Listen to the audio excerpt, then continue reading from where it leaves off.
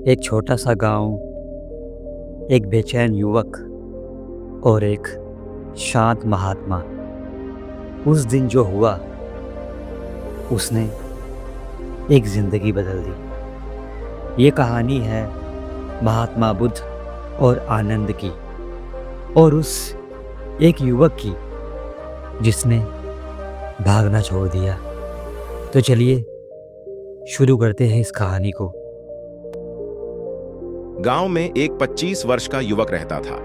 नाम था नरेश। उसका स्वभाव तेज था। घर में छोटी छोटी बात पर झगड़ा हो जाता। पिता से विचार नहीं मिलते। माँ की बात उसे बंधन लगती और उसे लगता कि कोई उसे समझता ही नहीं। जब भी विवाद बढ़ता वह घर छोड़कर भाग जाता। 2-4 दिन बाहर रहता। भूख और थकान से परेशान होकर फिर लौट आता। लौटते समय पछतावा भी होता। पर कुछ दिन बाद वही कहानी दोहर जाती। गांव वालों ने बुद्ध के आगमन की खबर सुनी तो नरेश भी जिज्ञासा से वहां पहुंच गया। उसके चेहरे पर क्रोध और थकान दोनों की लकीरें थीं। वह चुपचाप पीछे बैठ गया। बुद्ध ने उसकी आंखों में बेचैनी देख ली। उन्होंने धीरे से पूछा, तुम्हारे मन में बहुत तूफान है ना? नरेश चौंक गया। भगवान, घर में कोई मुझे समझता नहीं। हर दिन झगड़ा होता है, इसलिए मैं घर छोड़ देता हूं। बाहर शांति मिलती है। बुद्ध मुस्कुराए। बाहर सच में शांति मिलती है या कुछ समय के लिए शोर बदल जाता है? नरेश चुप हो गया। तब आनंद ने पास रखे एक कटोरे में पानी भरकर बुद्ध के सामने रख दिया। बुद्ध ने उसमें मुट्ठी भर मिट्टी डाल दी और कटोरे को हिलाया। पानी मटमैला हो गया। क्या अब इसमें अपना चेहरा देख सकते हो? बुद्ध ने पूछा। नहीं, नरेश बोला। कुछ देर बाद बुद्ध ने कटोरा स्थिर रख दिया। मिट्टी नीचे बैठ गई और पानी साफ हो गया। अब? बुद्ध ने पूछा। अब दिख रहा है? नरेश ने उत्तर दिया। बुद्ध बोले, जब तुम क्रोध में घर छोड़ते हो तुम्हारा मन इसी पानी की तरह होता है, हिला हुआ, धुंधला।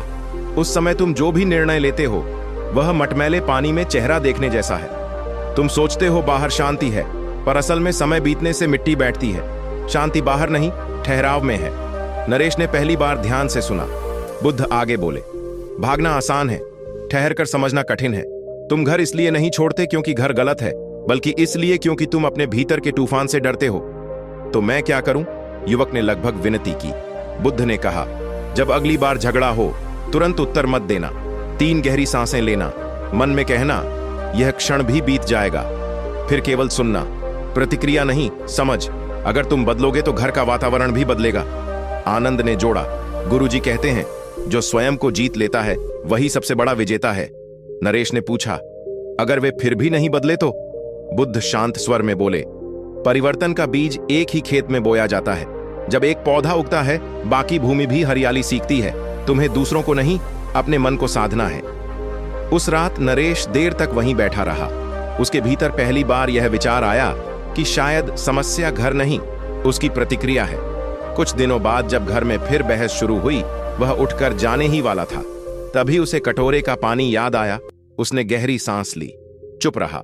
पहली बार उसने पिता की बात पूरी सुनी। झगड़ा उतना नहीं बढ़ा। मां ने भी उसका शांत चेहरा देखकर स्वर नरम कर लिया। यह कोई चमत्कार नहीं था, पर धीरे धीरे घर का वातावरण बदलने लगा। नरेश अब भागता नहीं था।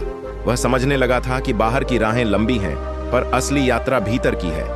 कई महीने बाद जब बुद्ध फिर उस गांव से गुजरे, नरेश उनके चरणों में झुका। उसके चेहरे पर पहले जैसी बेचैनी नहीं, स्थिरता थी। बुद्ध ने केवल इतना कहा, जिस दिन तुमने भागना छोड़ा उसी दिन तुमने जीतना शुरू किया। और आनंद मुस्कुरा उठे, क्योंकि उन्होंने देखा एक युवक ने घर नहीं, अपने मन को पाया था। अगर यह कहानी अच्छी लगी हो तो इसे लाइक करें, शेयर करें और हमारे चैनल को सब्सक्राइब करना ना भूलें। धन्यवाद।